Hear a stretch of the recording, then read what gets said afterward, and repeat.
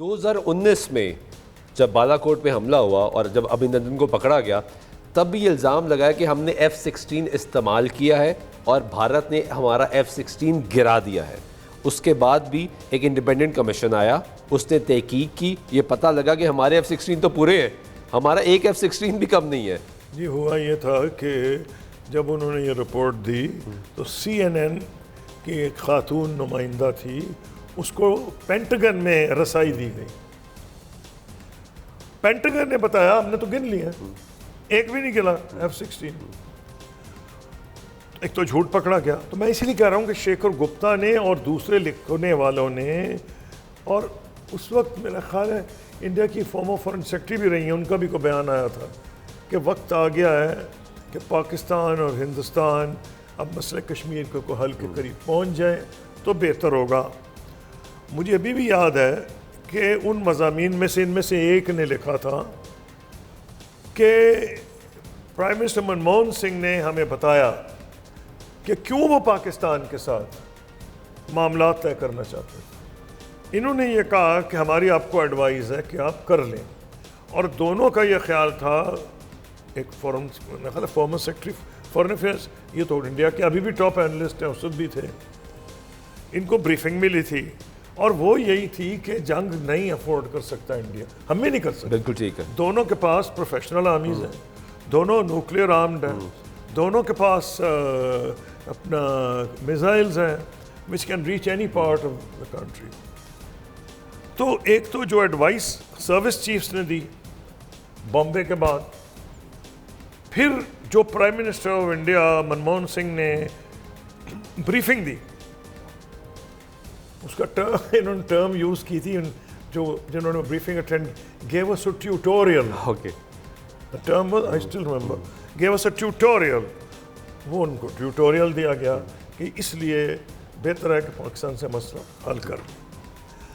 अब आ जाते हैं आज के दिन, जब हिंदुस्तान के जो हैं, अगर हम मीडिया देखें तो लगता जंग कल शुरू हो जानी चाहिए थी। जी हाँ, एब्सोल्युटली। और वो हमारे मीडिया के मैं देखता हूँ प्रोग्राम्स, लोग अपना इजहार करते हैं, ना तो एंकर कहता है पाकिस्तान को भूखा मार दो, प्यासा मार दो, डेजर्ट बना दो, ना जो को बोलने वाला है एब्सोल्युटली हिंदुस्तान पे बम मार दो, खत्म कर दो। एक मेच्योरिटी की आवाज आती है यहाँ से। तो यहाँ तो ऐसी बात नहीं होनी। कोई मैंने नहीं ख्याल है इतना को पागल यहाँ है कि जिसने अभी तक सजेस्ट किया हो कि ये बड़ा हो गया जी, अब आप हिंदुस्तान पे ऑल आउट वॉर पे चले जाए, पागल होगा जो ये कह देगा। एब्सोल्युटली। अच्छा, लेकिन वहाँ का आप देखिए, उसकी वजह बीजेपी के जो प्रचारक थे आरएसएस के, मोदी साहब को फायदा हुआ नुकसान हुआ। फायदा ये हुआ कि जब वो जीत गए तो सारे मीडिया को खरीद लिया गया बड़े बड़े सेठों ने, और जो बड़े रिस्पेक्टेड चैनल्स थे, मैंने उनसे डील किया है, ये NDTV, India today, CNN, IBN, अगर आ ही देखें वो तो अजीब गरीब लग रहा है, वो तो अजीब ऐसे लगता है कि वॉर रूम में बैठे हुए हैं। हुआ ये कि इन्होंने उन लोगों को भर्ती कराया इंडियन इलेक्शन जीतने के लिए, इन्हीं की आवाज़ पहुंचती है। नुकसान इनको ये हुआ है कि इतना मामला चढ़ाया गया है कि अगर ये पीछे हटना चाहें तो इनकी मुश्किल हो गया।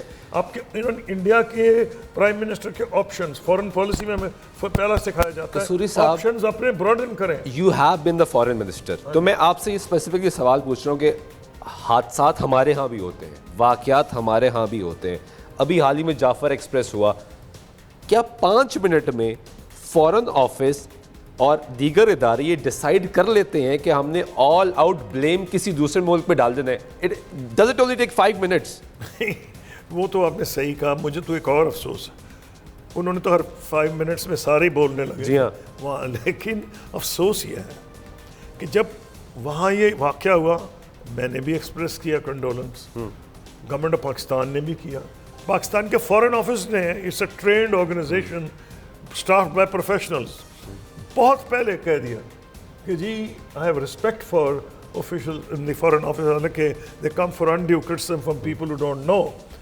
उन्होंने फ़ौरन कह दिया कि we condemn this and human life, innocent civilians को मारने का।